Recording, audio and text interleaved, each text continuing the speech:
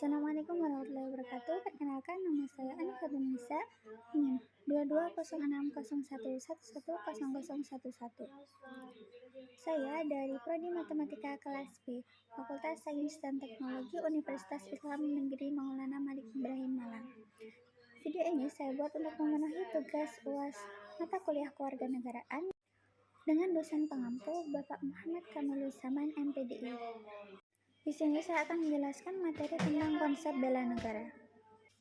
Poin-poin yang akan saya jelaskan di materi ini yaitu yang pertama, tentang pengertian dari bela negara, yang kedua, landasan hukum dari bela negara, yang ketiga, konsep bela negara, yang keempat, unsur bela negara, yang kelima, tujuan dari bela negara, dan yang terakhir yaitu contoh penerapan dari bela negara.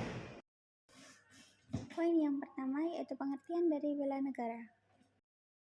Pengertian bela negara menurut Undang-Undang Nomor 3 Tahun 2002 tentang Pertahanan Negara adalah sikap dan perilaku warga negara yang dijiwai oleh kecintaannya kepada Negara Kesatuan Republik Indonesia, yang berdasarkan kepada Pancasila dan juga Undang-Undang Dasar 1945 dalam menjalin kelangsungan hidup bangsa dan negara. Poin yang kedua yaitu landasan hukum dari bela negara.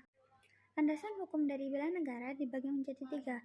Yang pertama yaitu landasan ideal, yang kedua landasan konstitusional, dan yang ketiga yaitu landasan operasional.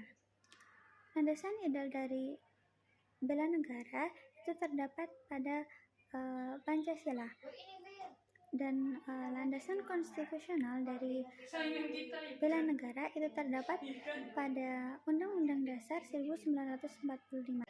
Dan yang terakhir, landasan operasional dari bela negara itu terdapat pada Undang-Undang Nomor 3 Tahun 2002. Poin yang ketiga yaitu konsep dari bela negara. Konsep dari bela negara dibagi menjadi dua, yaitu konsep fisik dan konsep non-fisik. Konsep fisik dijalankan melalui upaya pertahanan dalam menghadapi sebuah serangan fisik atau urgensi. Upaya ini dilakukan untuk menghadapi pihak luar yang mengancam keberadaan dan juga kedaulatan sebuah negara. Nah, yang kedua yaitu konsep non-fisik.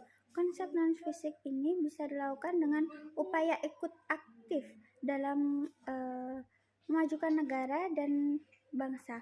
Upaya bisa dilakukan melalui jalur pendidikan, aspek sosial, dan juga aspek moral. Poin yang keempat, unsur-unsur dari bela negara. Berikut adalah beberapa unsur-unsur dari bela negara. Unsur-unsur dari bela negara diantaranya itu yang pertama, cinta tanah air. Cinta tanah air yaitu perasaan yang timbul dari hati seorang warga negara untuk mengabdi, membela, memelihara, melindungi tanah airnya dari berbagai ancaman dan gangguan. Yang kedua yaitu kesadaran berbangsa dan bernegara. Setiap individu mengetahui bahwa ia hidup di bawah naungan sebuah negara. Yang ketiga yaitu keyakinan pada Pancasila sebagai ideologi negara. Yang keempat, kesiapan berkorban untuk bangsa dan negara. Dan yang kelima yaitu kemampuan awal bela negara. Hal ini bisa dilakukan dengan cara memiliki kecerdasan intelektual, kecerdasan spiritual, kecerdasan emosional, dan kecerdasan dalam bertahan hidup atau mengatasi kesulitan. Senantiasa memelihara kesehatan jiwa dan raga, ulet dan pantang menyerah dalam menghadapi tantangan. Poin yang selanjutnya yaitu tujuan dari bela negara.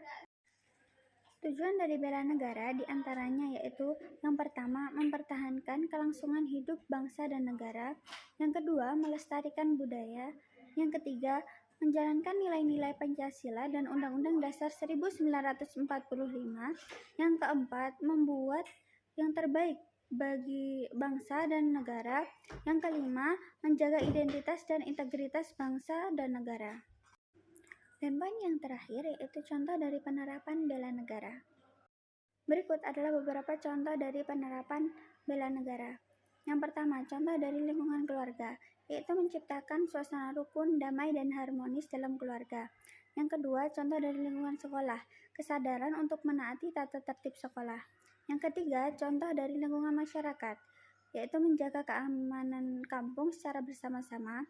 Yang keempat, contoh dari lingkungan nasional, yaitu mematuhi peraturan hukum yang berlaku. Dan yang terakhir yaitu contoh dari lingkungan keluarga, membayar pajak tepat pada waktunya. Sekian pemaparan materi yang dapat saya sampaikan. Kurang lebihnya saya mohon maaf. Dan terima kasih untuk yang sudah menonton video ini. Wassalamualaikum warahmatullahi wabarakatuh.